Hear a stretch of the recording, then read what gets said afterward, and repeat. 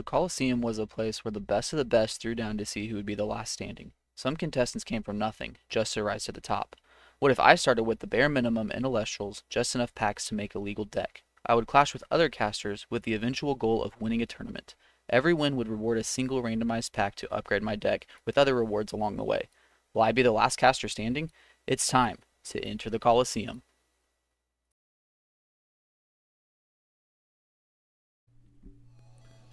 Alright guys, welcome back to Elestrals Colosseum episode 10. Today we're here with Adumadam, Adumadam. He's got a lot of different ways to pronounce his name. But anyways, here with Adam today, great player. He placed top 8 in the last Elestrals Premier Tournament, playing Tornigen, which I think was the only Tornigen that placed that high. So yeah, we have a problem where we just love to play these great players over here, and then we're using really bad decks, so we just lose, and it's a great time. But anyways, yeah, here with Adam for game 1, and you can see he started off with a mulligan, so great for us. Like I always say, anytime that a player wants to take their own spirits, we love to see it. So starting off with a mulligan there, and I decided to keep. I think I won the dice roll in this one, and I opted to go second, so pretty ideal start for us.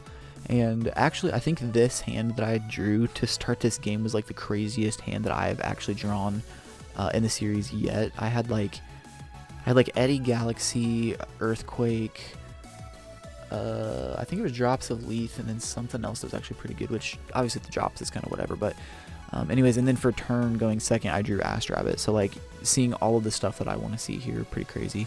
Adam right there goes with an expended draw, so even better for us, down 3 spirits before we even take a turn. So Adam sets 1 backer right there and then passes it over to us. So like I said, drew Rabbit for turn, and I go ahead and throw that out. I opt to go with an aggressive bunny here, just because I know in the series I need to get damage fast if I want to win. So even though probably putting in defense with no back row is probably the better play, and I'll honestly probably learn from this now, but just kind of thinking we can get some damage here, why not, kind of mentality. So anyways, put the attack position Rabbit out with nothing. I want to say that was a bluff. I don't remember exactly what that card was. We'll probably see at some point, but I want to say it was a bluff.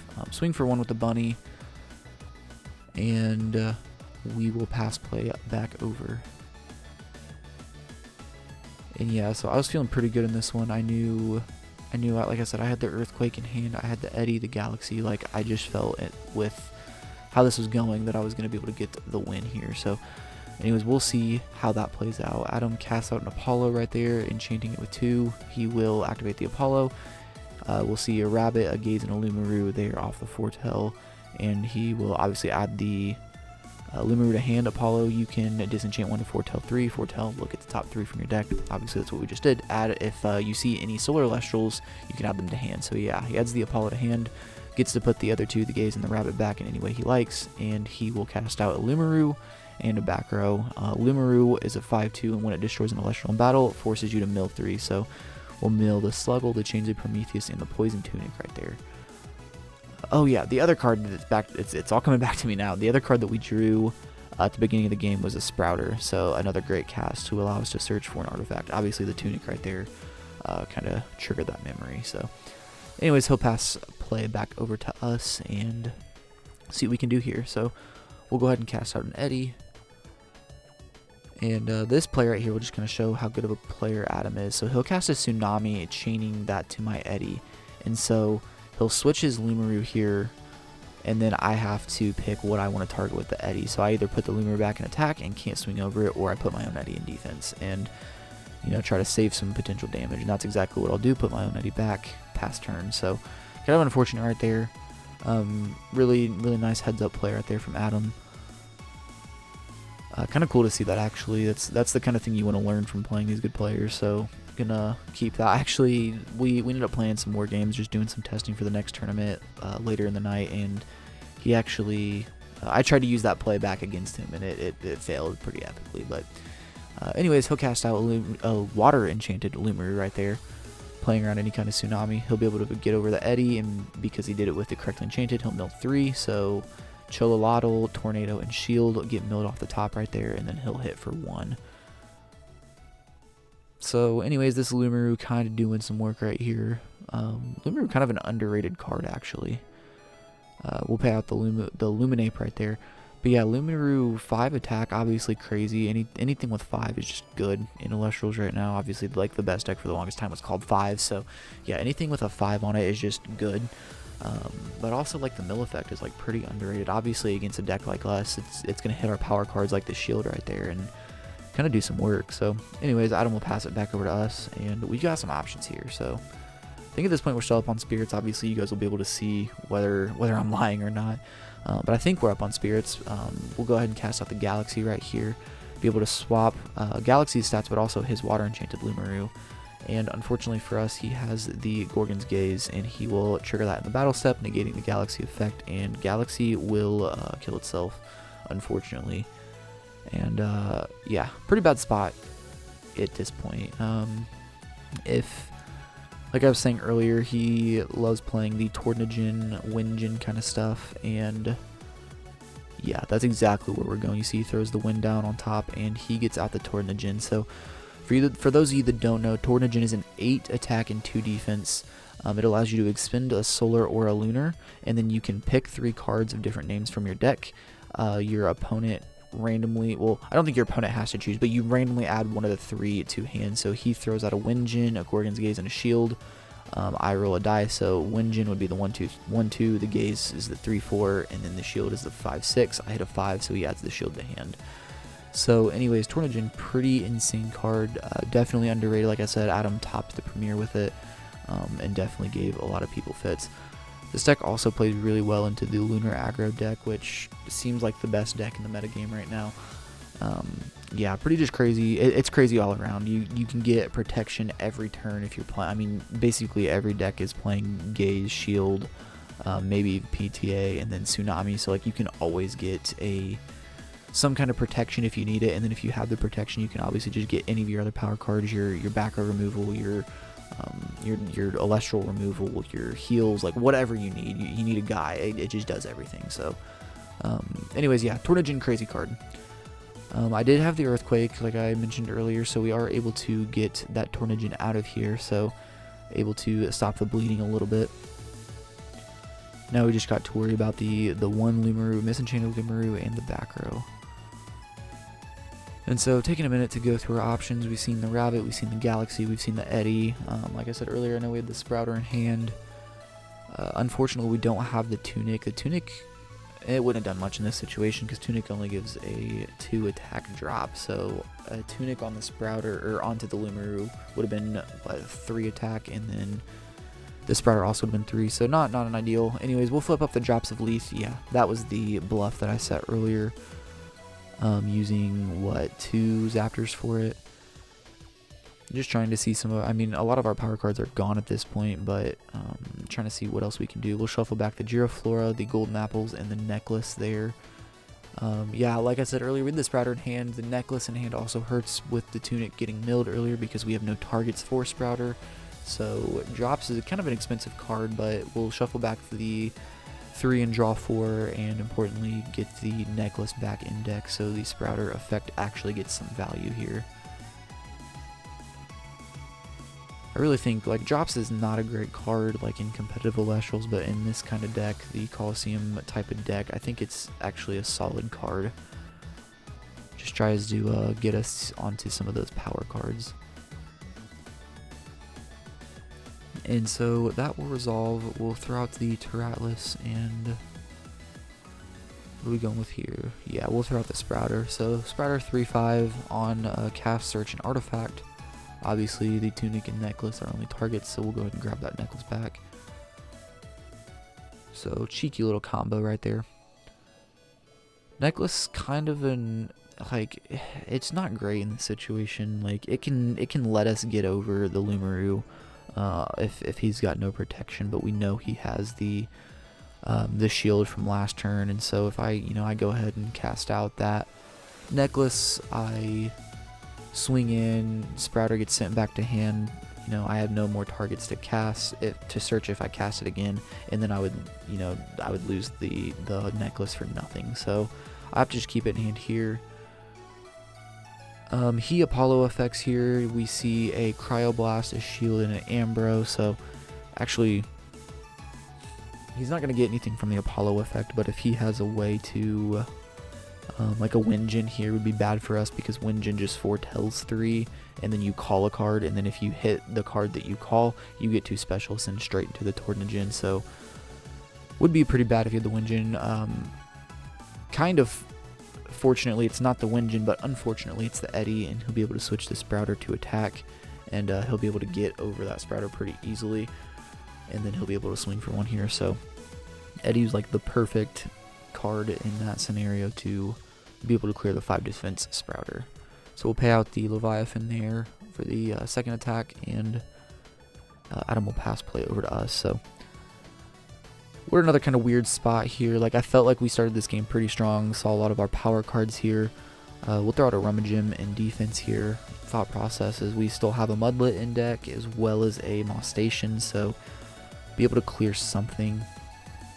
Potentially depending on the back row, which obviously we still know he has shield set plus a second one now. So at this point the Tornadin has just helped him get so far ahead that it's going to be very difficult for a good deck to come back, let alone a Colosseum deck. But we'll grab the Mudlet right there and continue play, see if we can, you know, find some way to come back out of this one. But it's looking pretty bleak at this point. Add the Mudlet to hand, and we'll just pass it back over to Adam.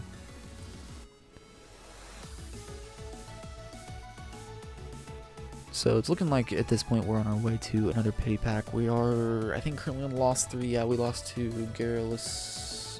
Lost to Garrulus, and then 2 to Ari, and then this would be game 4 to Adam. So Adam will cast out an attack position rabbit right here, be able to get some more cards from his deck. But yeah, anyways, we might be on our way to another pity pack here. This one's really sad. Like I said, it's sad to see the best hand that you've seen in a series like this, and it to do exactly nothing. But anyways, we put up a good fight. We'll play this one out, see what happens. Adam will be able to swing. He's on what, like 5-6-ish spirits, what it looks like right there. Again, obviously you guys will be able to see that. That's all on the screen post editing. Plays out an Ambra right here with a Zaptor, heals back 2 Luminapes and a Leviathan right here. Get a little bit healthier. And yeah, I'm just holding the Spirit deck. I know I'm about to take some damage, so he'll get over the Rummagem right here, and he'll be able to cast, or to swing in for another 2 damage this turn. So I take those 2 spirits of damage, takes me down to 4 right there. And it's like so sad because he's like, it's like in range, like he's on what, 7 or 8 at this point, and it's like he's in range for me to maybe be able to do something, but it just it's so sad. Looking at the options right here, I think I had 2 burn cards in this. I had the Toxus one, the Toxion at this point, I want to say. So like, have some stuff I can do, but none of it really is a solution to get me out of this situation. We end up casting a Cyprong out right here. Cyprong 4/3. It basically does nothing right now. If Cyprong is in attack position and a Earth Enchanted Elestral gets destroyed by battle, it can heal back the spirit that was enchanting it. But like I said, I think the first part of the effect states that it has to be in attack position, so it has to stay on the board. So even if I crash with like the Eddy, I can't heal back the spirit. So we'll just throw out the basically vanilla Cyprong right here. Try to swing into the rabbit, and we'll finally trigger the shield that we knew he grabbed, 4 or 5 turns ago. Cyprong goes back to hand. We do get 2 more spirits out of him, but I think that takes us down to like 3, I want to say. And obviously he's got 3 Elestrals on the board right here. So, and he'll cast out another Calf right here, yeah, and we'll throw 3 spirits, scoop it up here. On to game 2. Unfortunately, fall to 4 straight losses? Yeah, 4 straight losses here. You see flips over the Gaze and Tsunami, so yeah, even if we drew, something Moss Station or something, like, it didn't really matter. We weren't getting out of that situation. So, yep, fall to 4 straight losses, and we'll get over to game 2 for this episode.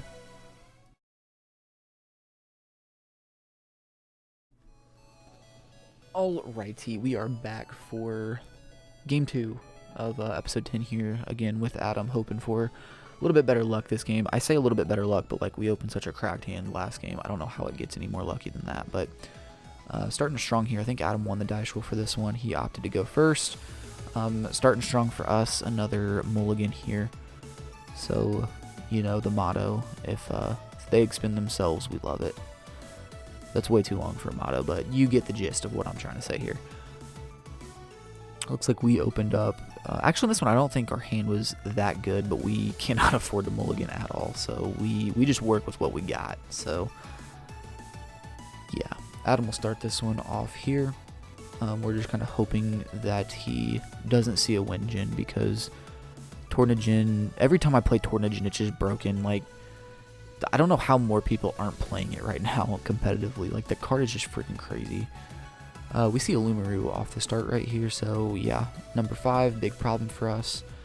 Another one of our mottos, what I say, like, every deck is the worst matchup for us, because probably just because our deck sucks at the moment, but I've said that about Draking, I've said that about, Solar Nexus at one point in time, now I'm saying it about Tornadgen. Anyways, Adam will set one back row with the Lumaru and pass it over to us. We'll start off with a Golden Apple here. Favorite card ever. Throw out the Luminape here, Luminape that we can't use for anything else because we don't have any solar cards, even though we've opened 3 Daybreak packs. It's lovely. We'll discard the drops of Leaf here. I think the one next to the Lumaru was the 1, and then 2, 3, and then 4 on the bottom. We hit or roll a 1 right there with a Pokemon die, and we'll hit a Zeus out of his hand. So actually pretty solid hit for us. Or no, the back, I just realized this. The one in the back was actually the back row that he set last turn. I didn't realize that when we were playing. Anyways, we have a solid answer right here for the Lumaru. We cast out the Verituka, the 3-1 Verituka that says if it attacks into an Elestral with the same amount of Enchanting Spirit, it suppresses and destroys it immediately. Unfortunately, we're met with a Tsunami, so unable to kill the Lumaru. And honestly, that's like worst case scenario for us. If it was like a shield, then we would still get to keep the Verituka, be able to potentially use it later, but unfortunately, Tsunami. Actually, now that I think about it, we only have 1 Lycoris in deck anyway, in Spirit deck anyways, so even if we did get it back in hand, we wouldn't be able to use it, so it doesn't really matter there. But just rambling at this point. We'll get through the back row, pass it back over. We see the wind coming down, and bad news for us, another hard ascend into Tornadgen. Not what the deck wants to do. The deck does not want to hard ascend. It wants to get the wind gen effect, plus a card off the wind gen special into the Tornadgen, and then Tornadgen effect to plus a second card. So very unfortunate for us. He will use the Tornadgen effect here. Looks like he'll show a Gaze, a Cryoblast, and an Earthquake. So 3 terrible options for us here. We'll roll the die. You know the drill. 1, 2, 3, 4, 5, and 6. I think that was a 2. Should probably not use a translucent die. No, it wasn't a 2 because he hit the EQ. So it was either a 3 or 4 there. Definitely make a mental note of that. Last episode we learned not to roll the die off screen. Definitely keep that on screen. This episode we're learning to not use a translucent die so we can actually see what's rolled.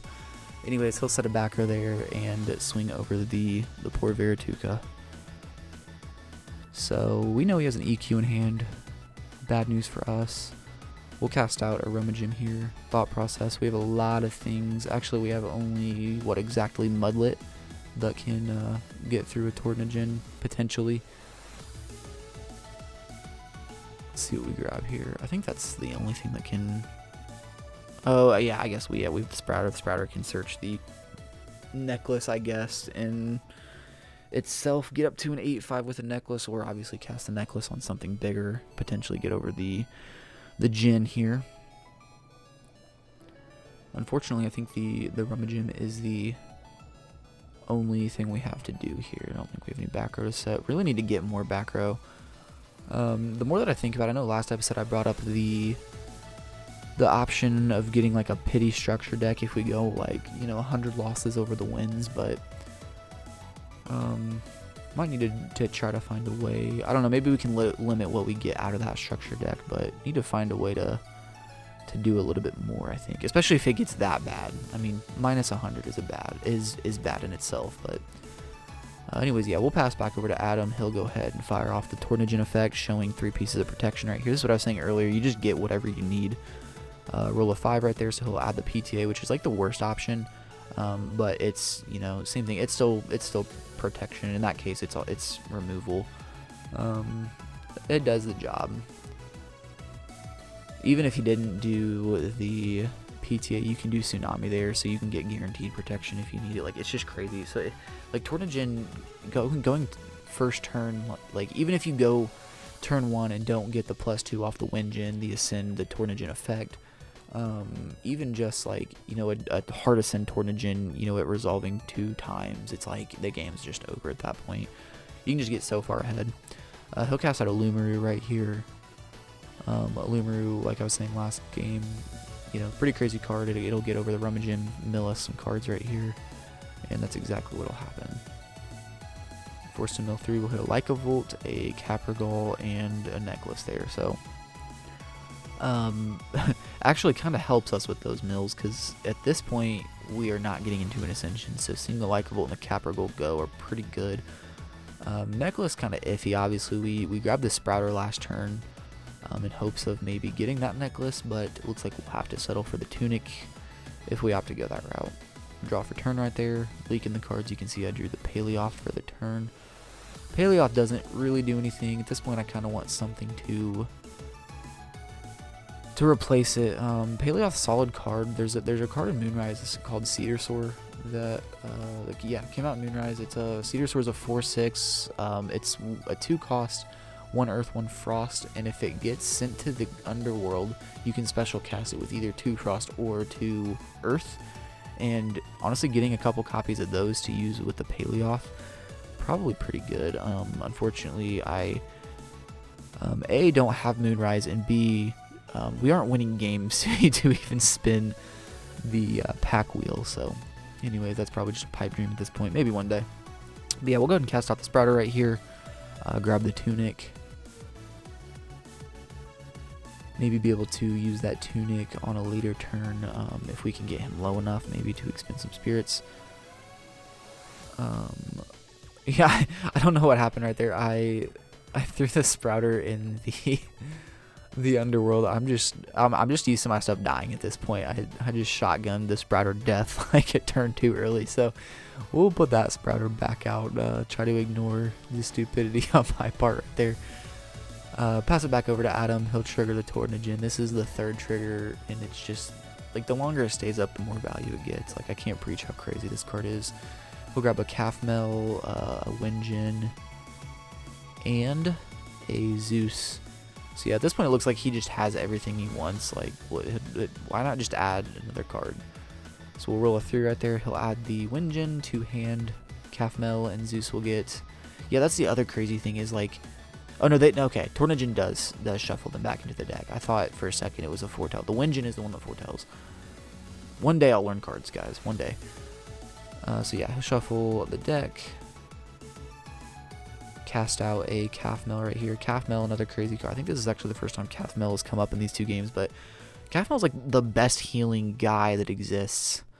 Yeah, he'll pop the EQ right there just to do more damage, kill the Sprouter with the EQ.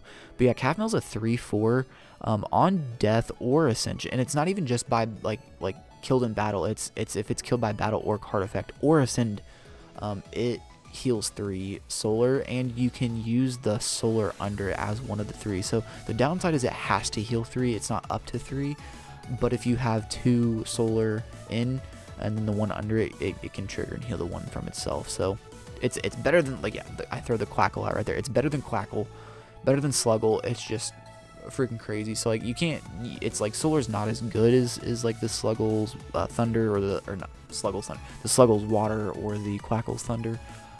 But in a Solar deck, it's just freaking crazy. It's kind of like Lumaru's just kind of like an okay card. Calfmel's like an okay card, but like you put them in a deck like Tornigen and they're just busted.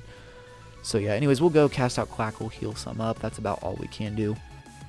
Pass it back over to Adam right here. Yeah, at this point, we're so far behind.